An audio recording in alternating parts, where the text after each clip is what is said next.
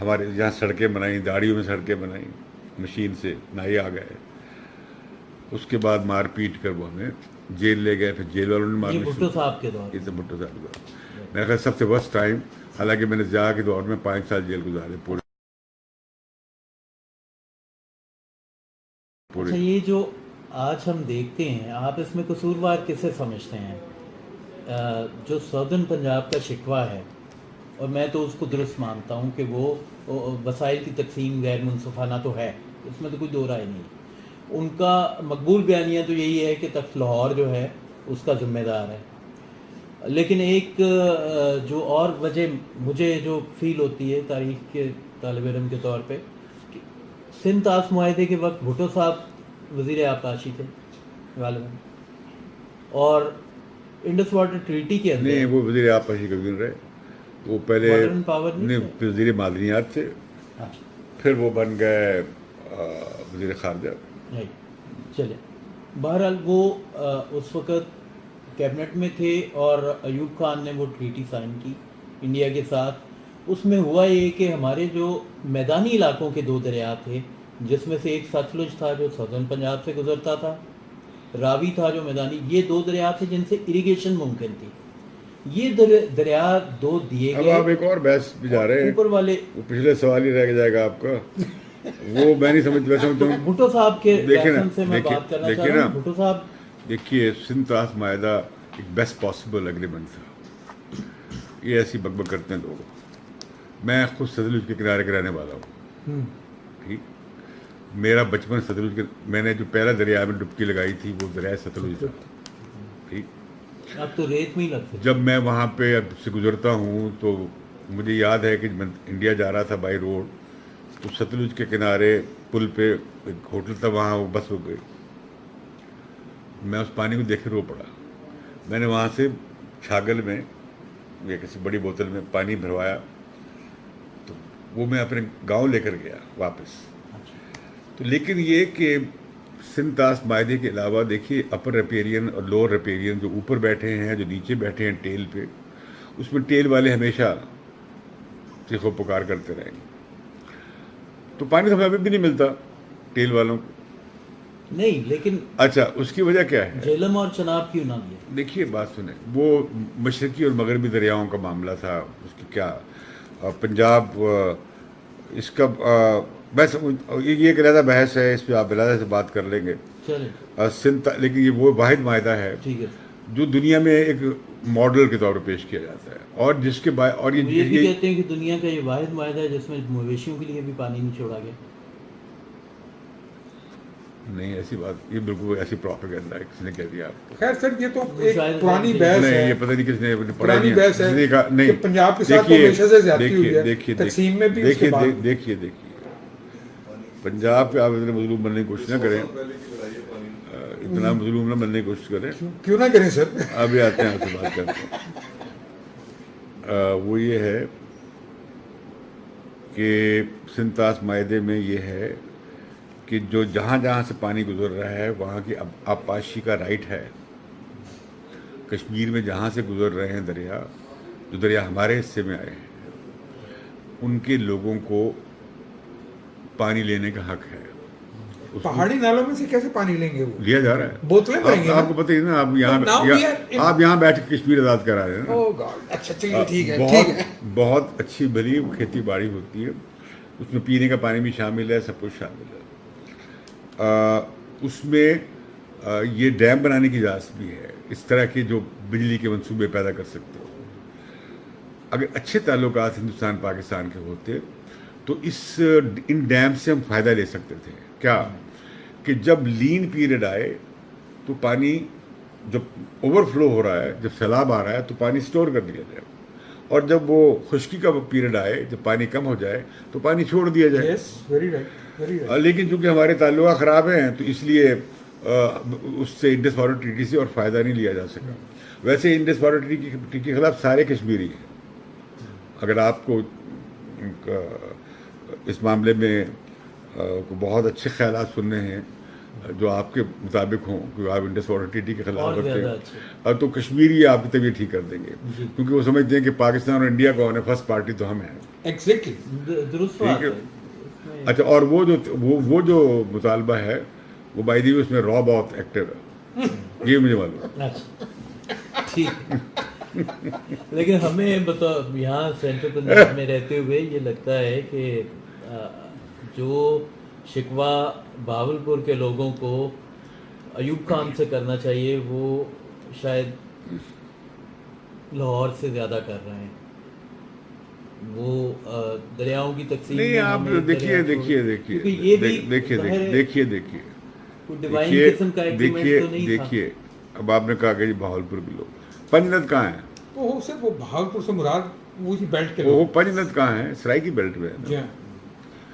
اور سرائیکی بیلٹ میں صرف وہ علاقہ ہے جسے ہم ٹیل کہتے ہیں، جہاں پانی کم جاتا ہے، اور یہ ٹیل کے ساتھ ہمیشہ مسئلہ رہا ہے، لہذا ان کا پروٹیسٹ جائز ہے. لیکن ڈیرہ غازی خان کا کیا پروٹیسٹ کیسے جائز ہے؟ لئیے کا پروٹیسٹ کیسے جائز ہے؟ یہاں سے دریا گزر رہے ہیں. یا جھنگ کا پروٹیسٹ کیسے جائز ہوگا اس میں؟ مظفر گڑھ کا کیسے ہوگا؟ ملتان کا کیسے جائز ہوگا؟ بہاولپور کا کیسے جائز ہوگا؟ بہاولپور کا بھی ہو سکتا ہے، لیکن رحیم یار خان کیسے جائز ہوگا؟ تو میں بتانا چاہتا ہوں کہ یہ بہت ساری متھ ہیں جس پہ بلڈ کی جاتی ہیں چیزیں. خود جو سرائیکی بیلٹ کا فیوڈل ہے وہ تو بہت بڑا چمچہ ہے سینٹرل پنجاب کا. سر وہ یہ بھی کہتے سارے یہیں سے آئے چیف منسٹر، Very right. وہی گورنر بنتے رہے اور یہاں کے وہ ایجنٹ بنتے رہے. وہاں کوٹھی نہیں بناتے، لاہورا کی کوٹھی بناتے ہیں. یہ جس طرح سندھ فیوڈل ہے، جی سارا سندھ کا کما لوٹ مار کر کے کراچی میں لا کے کلفٹن میں وہ خرچ کر دیتا ہے. سر لیکن پڑھا لکھا ہے کرٹیسزم اپنا شہر ڈیولپ نہیں کرتا، وہاں کوٹھی نہیں بناتا، انہوں نے بھی نہیں دیکھا. وہاں بزنس بھی نہیں کرتا. انجینئرس کا ایک پڑھا لکھا کرٹیسزم اس کے اوپر یہ بھی ہے کہ جب آپ نے کراس ریور اریگیشن کی تو جو آپ کے زیر زمین چشمے تھے وہ بھی واٹر فلو زیر زمین والا بھی ڈسٹرب ہوا اس کی وجہ سے کراس ریور اریگیشن. اچھا، اس پر آپ ایسا کرتے ہیں نا کہ اگر آپ نے اس موضوع پہ بات کرنی ہے پھر میں اس کی تفصیل میں جاؤں گا. اگر آپ نے جو سوال اٹھایا تھا اسی بھی بات کرنی ہے تو پہلے آپ خود آرگنائز نہیں، ہم سر وہی آپ اسی کو سوال پہ رہنا چاہ رہے ڈیریج ہیں. لوگ ہیں. اب آپ چل پڑے سینٹرل پنجاب پہ، پانی کی چشمے آپ نکال لے جا رہے ہیں. کہاں سے کہاں بات پہنچ رہی ہے؟ وقت سے پہلے آ گیا ان کا سوشلسٹ آپ کا دوسرا سوال یہی تھا. اور اس کے اندر یہ تو میں کہہ رہا تھا کہ لیکویڈیشن ہو گئی ہاں جی پاپولر موومنٹ کی. ابھی تک جو لوگ بھی مزاحمت میں ہیں، سب سے بڑی ضیاء الحق کے خلاف مزاحمت کن لوگوں نے دی؟ لیکن سر ابھی کیوں نہیں نظر آ رہا؟ سنیں میں تو وہ پوچھنا چاہ رہا ہوں. آپ کر لیں، ان لوگوں نے ٹھیکہ اٹھایا بس وہی کرتے رہیں. نہیں کیا میں اس ڈسکنیکٹ کا پوچھ رہا نہیں، ہوں. دیکھیں نا، مسئلہ ایسی آسان کام ہے.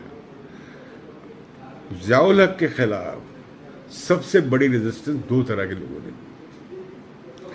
پیپلز پارٹی کا جالا ایکٹیوسٹ،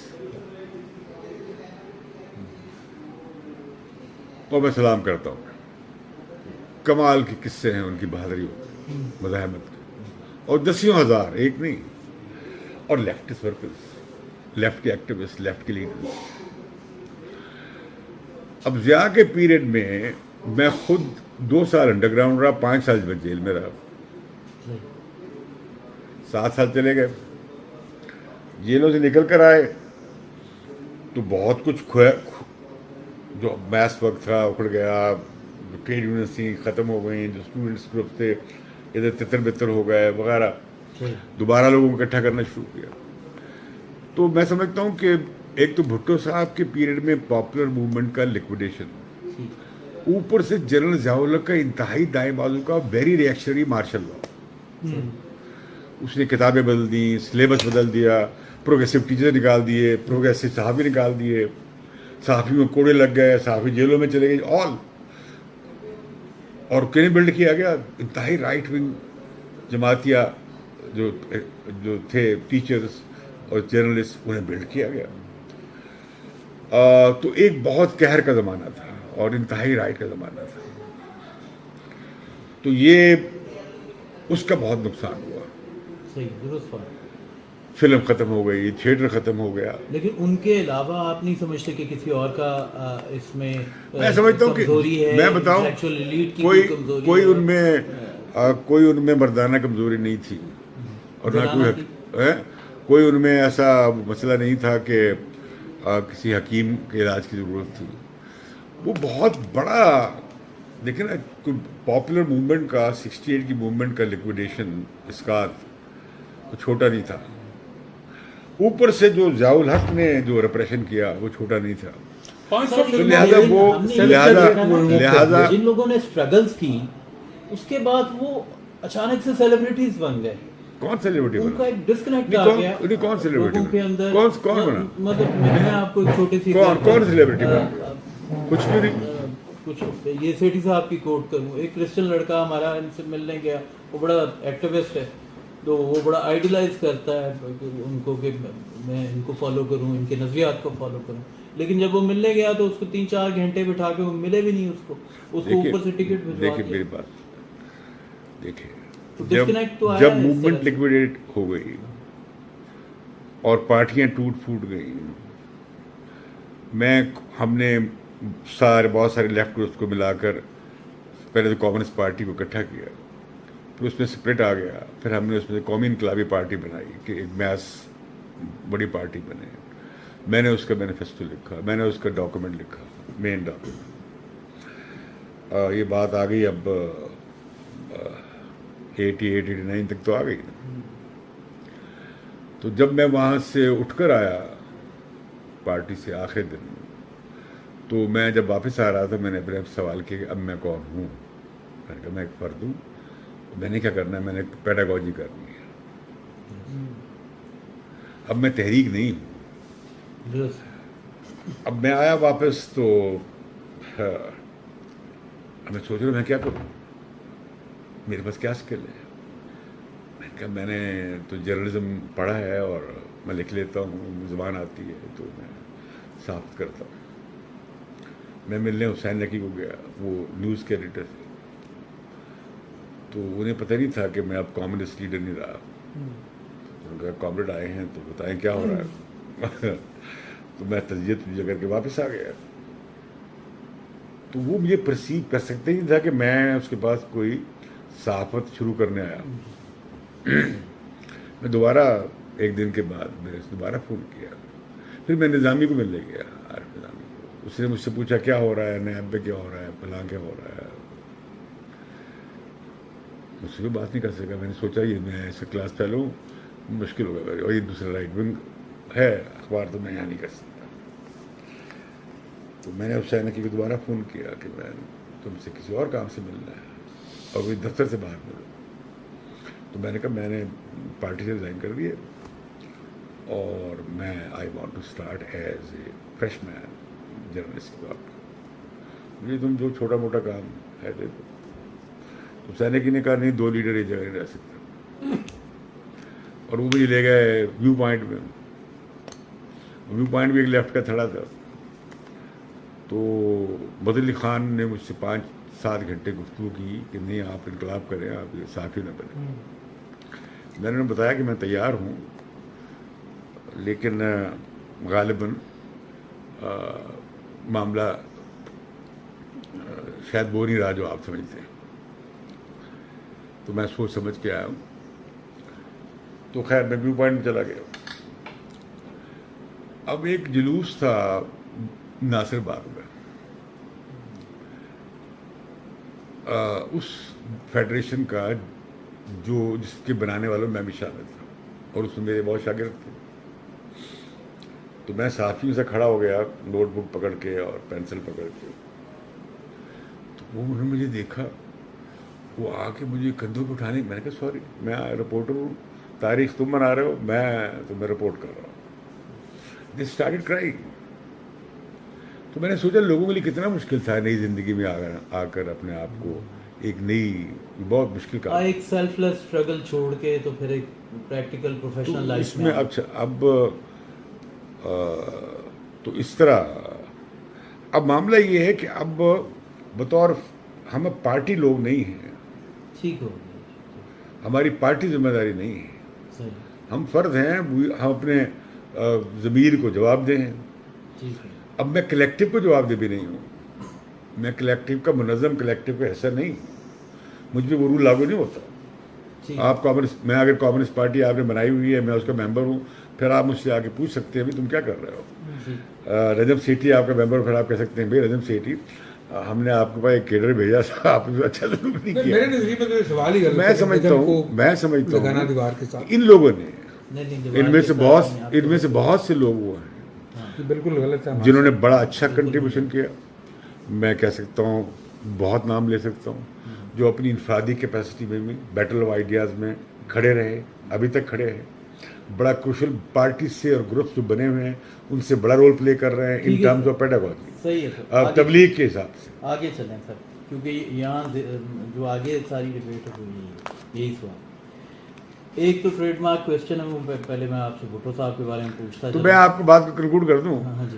تو جب جمہوریت نہیں آئی, جب state national security warrior state بن گئی, جنگجو ریاست بن گئی, تو اس کا بیانیہ وہی ہونا تھا نا. اور جو دوسرے بیانیے والے تھے اس میں فیض سمیت, جالب سمیت, فراز سمیت سب کے سب زیر عتاب رہنے تھے نا. اور ان کی اسے بلاسفیمی سمجھا گیا نا, اور ان کے خلاف آپ دیکھیں کیا ان کے ساتھ گزری. جالب تو ان سیاسی جماعتوں سے بھی نالا ہی رہے. اوہو, لیکن جالب سے کیا ہوا, فیض کے ساتھ کیا ہوا, ان سب کے ساتھ, صرف میں نام لے رہا ہوں دو جو جانے جاتے ہیں, سینکڑوں ہزاروں لوگوں کے ساتھ جو پڑھا رہے تھے, یونیورسٹیوں میں تھے, ٹیچرز تھے, جابس میں تھے, نکال دیے گئے. تو لہذا جتنا بڑا ریپریشن ہوا تو اس سے وہ لوگ سروائیو نہیں کیے. بیسیکلی اچھا پھر آپ دیکھیں گے, اچھا یا تو یہ ہوتا کہ چلیے ایک فیز گزر گیا, ایک جنریشن نے اپنا رول پلے کر دیا, اور دوسری آ گئی, وہ دوسری ٹیک اوور کر لیتی. المیہ یہ ہے کہ اگلی جنریشن نے ٹیک اپ نہیں کیا. جی بالکل, یہ مجھے کیوں بلیم کر رہے ہیں؟ میں تو اپنے آخر تک, جب تک میرے ہاتھ دم میں تھا, وہ میں انقلابی تحریک سے ابھی بھی آپ کر رہے ہیں. نہیں, وہ تو میں کہہ رہا ہوں, میں یہ نہیں کہہ رہا کہ میں کسی منظم تحریک یا اجتماع یا کلیکٹو کا حصہ نہیں ہوں, مجھ پہ وہ ڈسپلن لاگو نہیں ہوتا. لیکن اگلی جنریشن ناخواندہ تھی, وہ خواندہ نہیں تھی. وہ جو جس جنریشن کے ساتھ ڈسکنیکٹ ہوا ہے اس کو دیا کیا گیا؟ کیا کوئی ایسا طریقہ ممکن ہے کہ ہم 1973 کے آئین میں ترامیم سے پہلے کے دور میں واپس لوٹ سکیں؟ ایک, یعنی کیا ہم 1973 کے آئین کی اصل حالت میں بحالی ممکن ہے, یا پھر کیا ان ترامیم کے بعد معاشرے کی ڈی ریڈیکلائزیشن ممکن ہے, اور کیا یہ ریڈیکلائزیشن کی بنیاد بھٹو صاحب کی اسمبلی میں ہی نہیں رکھی گئی تھی جسے بعد میں جنرل ضیاء نے آ کر بڑھاوا دیا؟ دیکھیے, بھٹو صاحب کی کچھ نظریاتی جو تھے حصے ان کی سیاست کے, جیسے بھارت کی طرف ان کا ایک بڑا ایگریسو شوونسٹ ویو تھا, اسی طرح انہوں نے جو سمجھوتے کیے دائیں بازو سے وہ ایک مشکل بنے.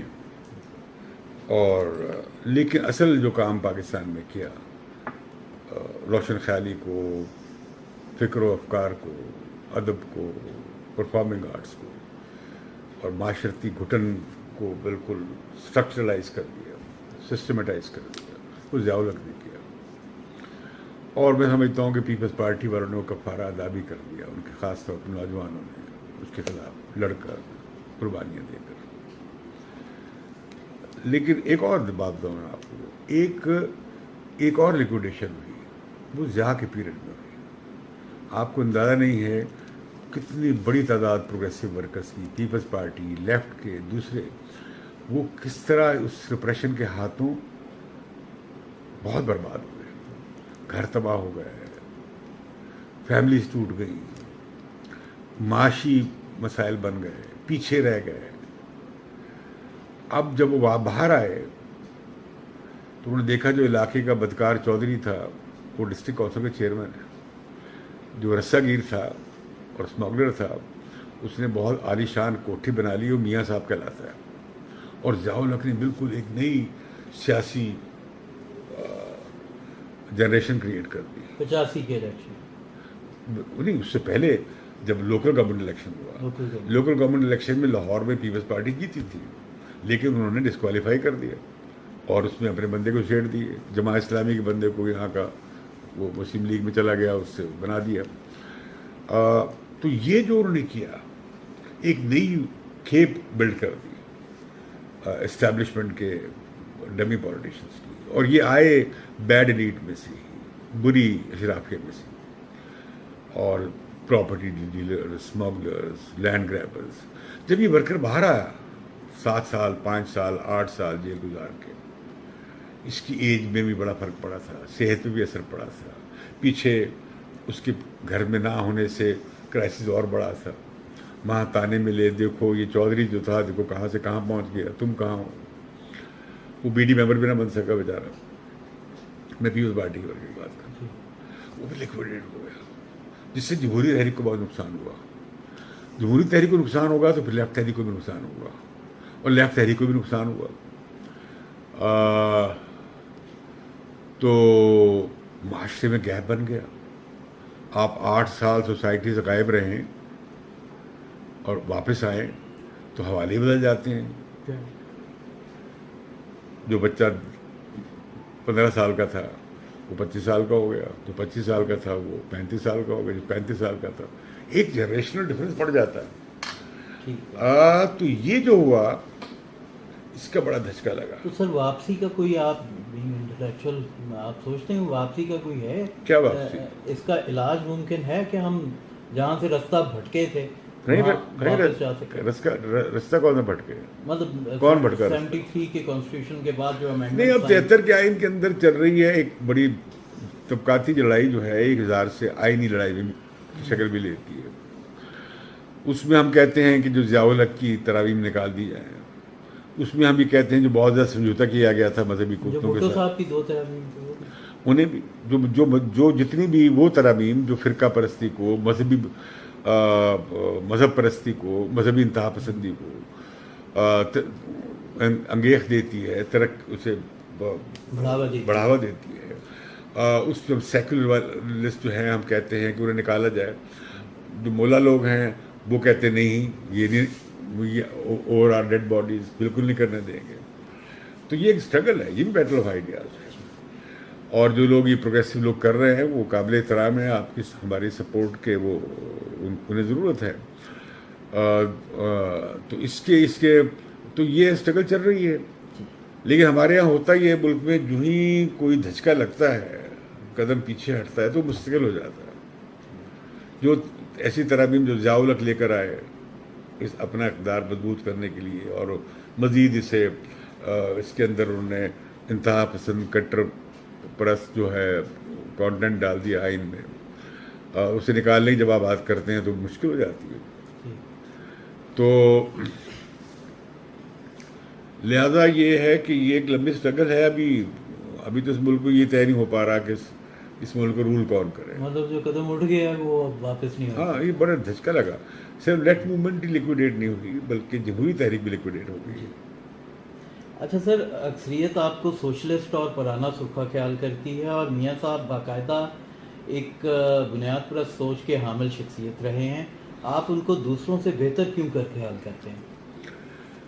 دیکھیے, میرا مسلم لیگ سے 1906 سے اختلاف ہے, اور یہ ضیاء الحق کی باقیات سے تو میرا بہت ہی سخت اختلاف ہے.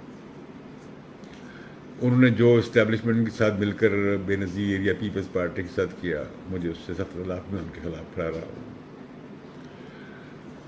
یہ ساری جنریشن جو ہے جو ضیاء الحق نے غیر سیاسی انتخابات سے پیدا کی, میں سمجھتا ہوں کہ یہ ہمارے لیے بوجھ ہے. اب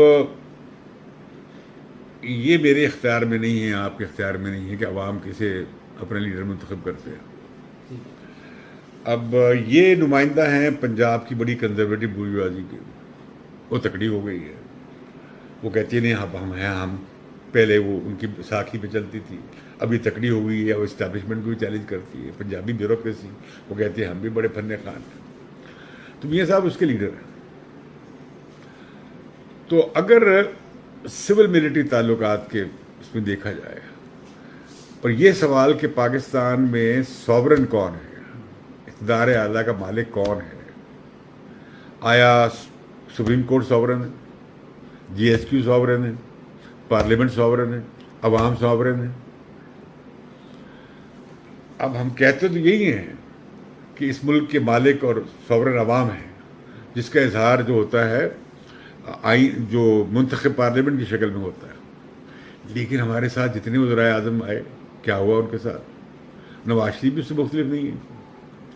یہاں ضیاء الحق کا بیٹا جو ہے منتخب ہو کے آ جاتا، اس کے ساتھ بھی وہی ہونا تھا جو جڈیجا کے ساتھ ہوا.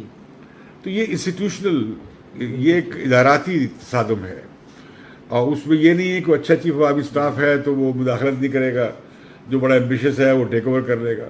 ایک اداراتی جتنی اسپیس لے لی ہے اور سول اسپیس اتنی کم ہو گئی ہے، اس کی وجہ سے جو جمہوریت بحال ہوتی ہے تو سویلین حکومت اپنی دائرہ بڑھانے لگتی ہے.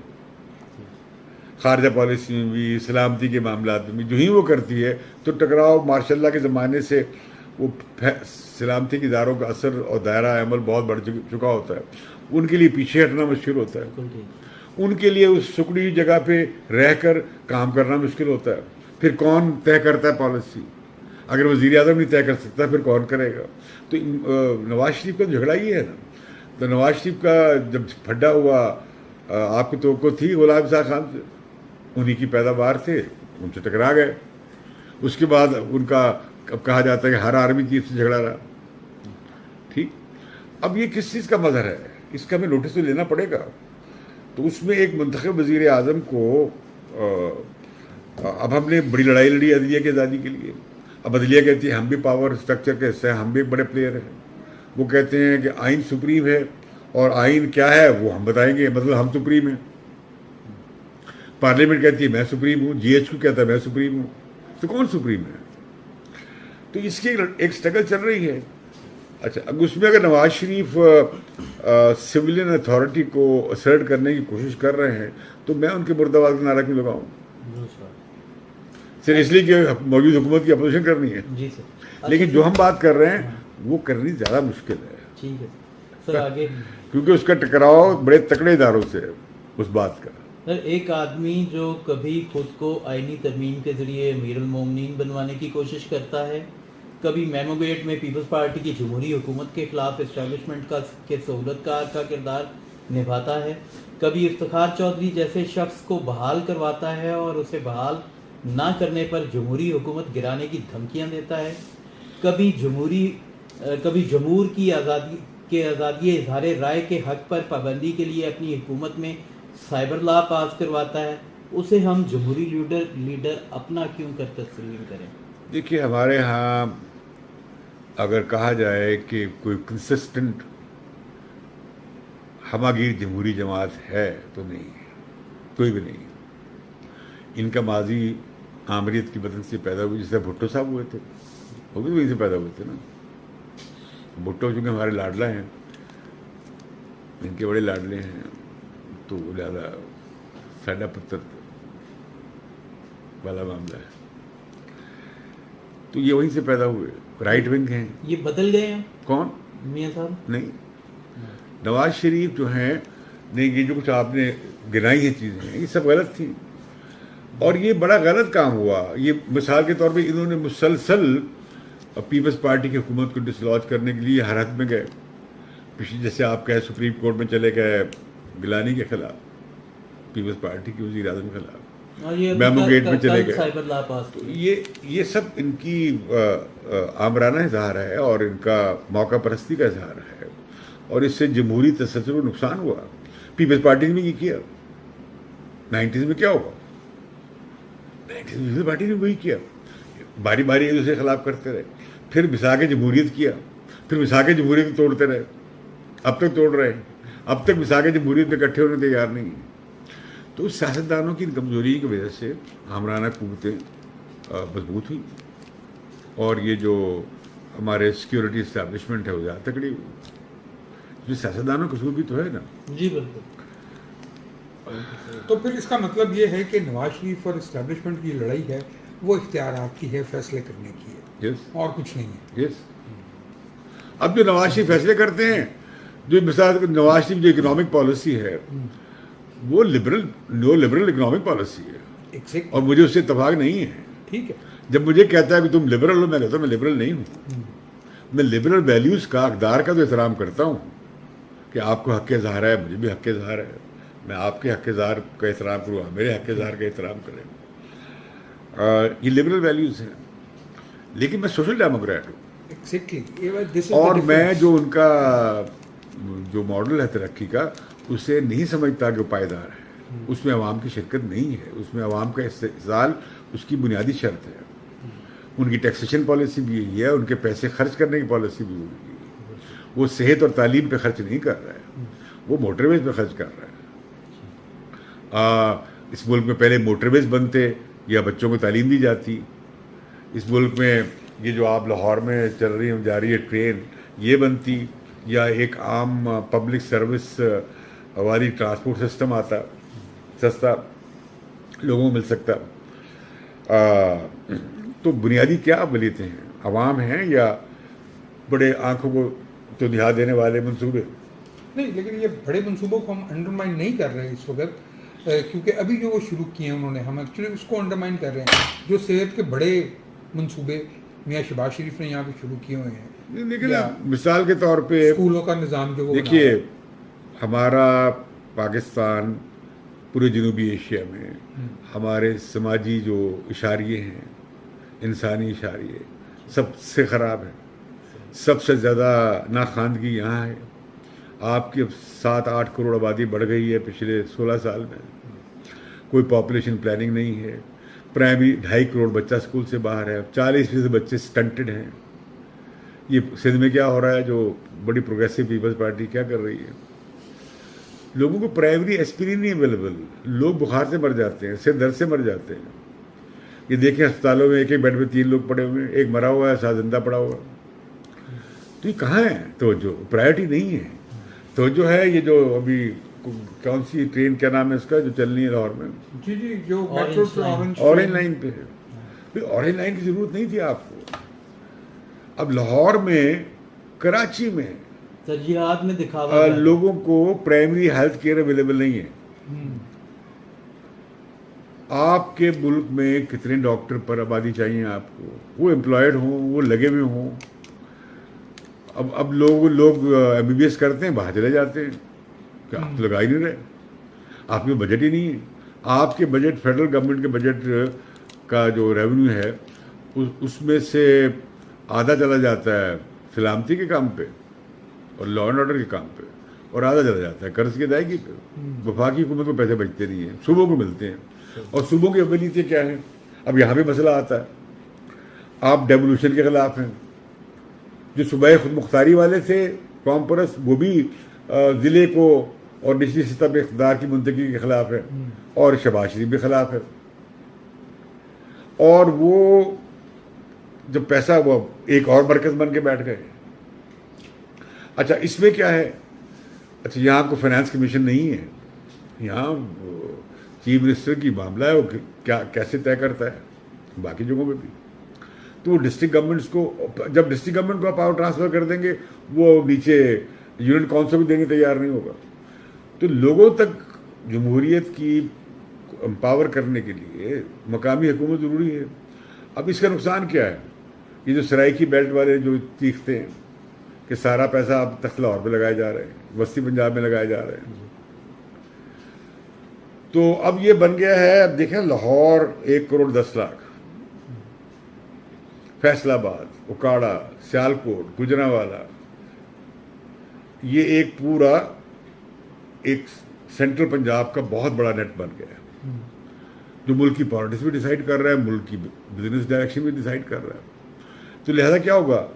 تو سرائیکی مطالبہ بڑھے گا کہ بھئی اتنا 10-11 کروڑ کا صوبہ آپ کیسے چلا رہے ہیں؟ 12 کروڑ کا صوبہ آپ کیسے چلا رہے ہیں؟ چلا ہی نہیں سکتے. کتنی بار ملتان میں ہوتے ہیں مہینے میں یا ہفتے میں چیف منسٹر صاحب؟ چلا ہی نہیں سکتے. تو بھئی سرائیکی صوبہ کیوں نہیں بننا چاہیے؟ پوٹوہاری صوبہ کیوں نہیں بننا چاہیے؟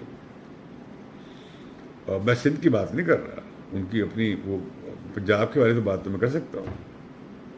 جی اچھا سر، اسی سے ملتا جلتا ایک سوال ہے. وہ اس کا جواب تو آپ دے چکے ہیں، لیکن پھر بھی اس کا ذکر تھوڑا سا میں اس طرح سے کر دیتا ہوں کہ انہوں نے بسنت پر بھی پابندی لگائی ہے، ابھی تک لگی ہوئی ہے انہوں نے. دیکھیے یہ ہم نے ان سے بہت کہا، اس کے خلاف میں نے لکھا ہے بہت زیادہ کہ یہ بسنت ایک اور میں آپ سے بتاؤں بات، بسنت ثقافتی بغاوت تھی ضیاء الحق کی مذہبی کرفیو کے خلاف،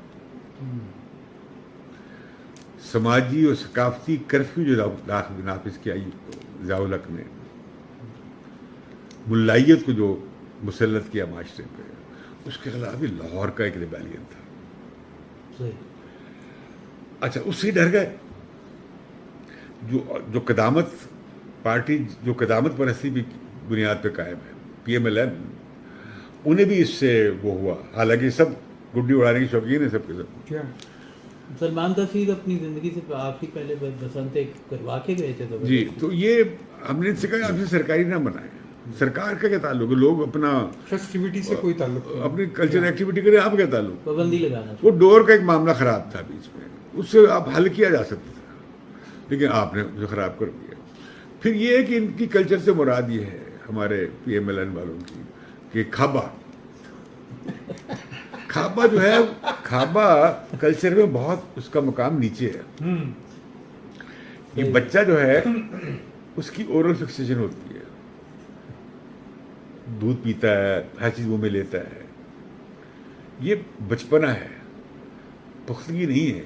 ثقافت میں اس کی بہت درجہ نیچے ہے کلچرل معنوں میں. جنہوں نے کھابے پہ بھی پابندی لگائی سیاسی بنیادوں، کھابے پہ تو بندی کوئی نہیں. جو گوال منڈی والی تھی، یہ ووٹ جو کم پڑے ہیں اس کی وجہ یہ بھی تھی کھابے پھنسے تھے. دیکھیے ان کا چلو میں ذرا دو ڈھائی میں چلا کے کھا پی کے. میں وہ گوال منڈی گیا تو اس نے ہوٹل والے نے کہا کہ انہوں نے 4 سال پابندی لگائے رکھی اور ہمارا روزگار اس سے خراب ہو گیا، ختم ہو گیا. جبکہ میاں سلی نے جب اس کو ریوائیو کیا تھا اور اس کو بڑے یار یہ ذیلی بات ہے، بڑا ایک وہ بن گیا تھا، یہ ایک انٹرنیشنل جگہ بن چلیے آگے چلیں، ٹورسٹ پلیس تھی. اچھا سر، کیا سینٹ میں پاس ہونے والی آئینی ترمیم کو آپ درست خیال کرتے ہیں؟ کیا یہ اخلاقی طور پر درست بات ہے کہ ملک کی اعلیٰ ترین عدالتوں کی جانب سے، خواہ وہ تاریخی اعتبار سے کتنی متنازع تاریخ کی حامل کیوں نہ رہی ہوں، نااہل قرار دیا جانے والا شخص جو ہے وہ بطور پارٹی پریزیڈنٹ آپ کے آئندہ وزیر اعظم کی اہلیت کا فیصلہ کرے؟ دیکھیے اس ملک میں عدالتوں کا کردار اچھا نہیں رہا. عدالتیں مسلسل مارشل لاؤں کی بنی رہی ہیں، حمایتی. میں ایک برا لفظ استعمال کرنے لگا تو رک گیا ہوں. ان کی پچھ لگ رہی ہیں، انہیں جسٹیفائی کرتی رہی ہیں نظریہ ضرورت کے تحت. یا آپ شروع ہو جائیں مولوی تمیز الدین کے کیس سے، عذاب وہاں سے شروع ہوا اور یہ چلتا گیا، کس ماشاء اللہ کی توثیق نہیں کی. اور کیا جتنے فیصلے بڑے ہیں سب کے سب وہ ہیں جس پہ عدلیہ کی شرمندگی کا باعث ہے. اب ہم اسی زوم میں اس تحریک کی حمایت کر بیٹھے کہ جس میں عدلیہ کی بحالی کا مطالبہ تھا، کیونکہ ہم شہری کو ایک آزاد عدلیہ چاہیے ریاست کی تجاوزات کے خلاف میرے حقوق کو وہ تحفظ دے سکے. لیکن وہ تو حقوق کے نام پہ وہ وزیر اعظم کو گھر بھیجنا شروع ہو گیا. پہلے 58(2) بھی تھی، اب کہا جا رہی ہے. اب یہاں ایک بحث چل رہی ہے کہ جی جب احتساب کی بات ہوتی ہے تو جمہوریت کو خطرے کا وبیلا شروع کر دیا جاتا ہے. اس کی وجہ ہے، تاریخی وجہ ہے کہ احتساب کے نعرے کو لیاقت علی خان کے زمانے سے، ایوب خان کے زمانے سے، ضیاء الحق کے زمانے سے، مشرف کے زمانے میں یہ مسلسل استعمال کیا جاتا رہا کہ پہلے احتساب ہوگا پھر انتخاب ہوگا، پہلے زمین صاف کر لے. جب بھی یہ بات ہوتی ہے، دوسری بات یہ ہے کہ کرپشن کا جو ایشو ہے اس سے ملا لوگ اور یہ PTI والے اسے بہت استعمال کرتے ہیں کیونکہ یہ مورلسٹ ایشو ہے، اخلاقی ایشو ہے. لیکن جو کرپشن کی نظامی اور انتظامی اور سسٹم کے حساب سے جو خرابیاں جس کی وجہ سے کرپشن ہوتی ہے. آپ کا تھانہ سسٹمیٹکلی کرپٹ ہے, آپ کا پولیس سسٹم کرپٹ ہے. اس سسٹم کے اندر ٹھیک کرنے کے بجائے کرپشن روک, یہ عدالتی سسٹم میں کرپشن ہے, پورے سسٹم میں کرپشن ہے. دنیا بھر میں طریقے اختیار کیے گئے ہیں کہ کرپشن چیکس اینڈ بیلنس لائے جائیں, تحدید اور توازن قائم کیا جائے, اور تو لہذا کرپشن کو خاتمے کے لیے ایک پورا ہماگیر پروگرام اور اصلاحات کا نظام لانے کی بجائے آپ کہتے ہیں جی ایک بندے کو پکڑ لو تو معاشرہ صاف ہو جائے گا. پھر آپ کہتے ہیں انصاف تو سب کے لیے ہونا چاہیے, ٹاپ سے ہونا چاہیے. چلیے جی انصاف ٹاپ سے تو ہو گیا, ہو رہا ہے, تو پھر دوسروں کو بھی ہونا چاہیے. باقی کو یہ ہمارے ججز کیسے مبرہ ہیں, ہمارے جرنیل کیسے مبرہ ہیں, ہمارے صحافی کیسے مبرہ ہیں. جی پاناما میں 258 نام تھے. دیکھیں نا, اب سارا کا سارا معاملہ نواز سے شروع ہوا, نواز پہ ختم ہو گیا. زیادہ عمران تک پہنچ جائے گا یا کسی ایک اور آدمی پہنچ جائے گا. پھر اسے استعمال کیا جاتا ہے احتساب کے نعرے کو. احتساب ہونا چاہیے اور جمہوریت چلتی رہنی چاہیے. احتساب کو جمہوریت کے خلاف استعمال نہ کریں اور جمہوریت کو میں پناہ نہ لیں احتساب سے بچنے کے لیے. جیسے ابھی چل رہی ہے نہیں, یہ تو چلنے والی جس طرح ہو رہا ہے یہ تو ٹھیک نہیں ہے. اب جو فیصلہ نواز شریف کے خلاف آیا ہے وہ تو میں ابھی رائے تو کیا دوں گا, میں تو قانونی ماہر نہیں ہوں. لیکن جو وہ آئینی اور قانونی ماہرین جو گو نواز گو کی تحریک چلانے جا رہے تھے بارز کے پلیٹ فارم سے, وہ سب کے سب نے اس فیصلے کو بہت لعن طعن کی ہے. انہوں نے کہا کہ یہ تو بہت ناانصافی ہوئی ہے, یہ تو 184(3) کا اطلاق ہی غلط ہے. بھئی اگر آپ 3 ریفرنس بھیج رہے تھے تو چوتھا اقامے کا ریفرنس نہیں بھیج دیتے. اب یہ پھنس گئے ہیں, یہ اب عمران خان کو بھی کرنا پڑے گا انہیں. اگر اقامہ میں نواز جا سکتا ہے تو پھر نواز عمران خان کا کیس تو اور خراب ہے, اقامے سے زیادہ خراب ہے. تو لہذا میں سمجھتا ہوں کہ اس سے ایسی مثالیں پیدا ہو گئی ہیں. اب ہم 10A لے کر آئے تھے پچھلے دور میں کہ ڈیو پروسیس جو ہے ایک انصاف ہوتا نظر آئے, انصاف ہو اور ہوتا نظر آئے. اب وہ کہاں ہوتا نظر آ رہا ہے. آپ کہیں الزام لگائیں, نواز شریف کو اب عدالت میں ہے, اسے اپنا کلیئر کرنی چاہیے, پوزیشن صاف کرنی چاہیے. نہیں اگر ہے تو ثبوت تو وہ بھی مہیا نہیں کر سکے نا. نہیں, مجھے اب دیکھیں نا میں اس پہ کیا, اب تو معاملہ پھر ایک عدالت میں جا رہا ہے. سوال یہ کہ وہ نواز شریف کو عوامی سیاست کرنے کے لیے اپنا دامن جو ہے اسے کلیئر کرنا پڑے گا. جی اچھا, اب یہ بھی نہیں ہے کہ نواز شریف پہ اگر الزام ثابت نہیں ہو پا رہا تو آپ لازمی ثابت کریں. یہ بھی نہیں ہونا چاہیے کہ اگر نواز شریف پہ واقعی کوئی ثبوت موجود ہے اور اس نے جو کرپشن کی ہے یا منی لانڈرنگ کی ہے یا ٹیکس نہیں دیا ہے یا دولت چھپائی ہے, زیادہ دولت رکھتے ہیں, تو انہیں پکڑنا چاہیے, لیکن باقیوں کو پکڑنا چاہیے. سر آپ بڑے باخبر لوگوں میں سے ہیں, ایک بڑا آف دی ریکارڈ اس طرح کا کوئی آف دی ریکارڈ نہیں, کوئی چیز آف دی ریکارڈ نہیں, میں کوئی آف دی ریکارڈ رکھے زبردست, مجھے کیا ضرورت ہے آف دی ریکارڈ. سر ایک دوست ہیں BBC لنڈن میں کام کرتے رہے پہلے, ان کا یہ خیال ہے کہ میاں صاحب کے خلاف کرپشن کے تمام ثبوت موجود ہیں اور باوجود ان کو کرپشن پہ سزا اس لیے نہیں دی گئی کیونکہ اس میں بہت سارے دوسرے لوگوں کے نام بھی آ جاتے, پھر کچھ ججوں کے اوپر بھی ہاتھ آتا, کسی جرنیل پہ بھی ہاتھ آ جاتا, کسی بیوروکریٹ پہ بھی ہاتھ آ جاتا, تو اس لیے اقامہ کے اوپر سزا دی گئی. آپ کیا سمجھتے ہیں؟ ایسے صحافی لوگ اس طرح کی خبریں چھوڑتے رہتے ہیں, ہر ایک تھیوری ہے. میں کیا کتنی 101 تھیوری میں آپ کو اور بیان کر دوں گا.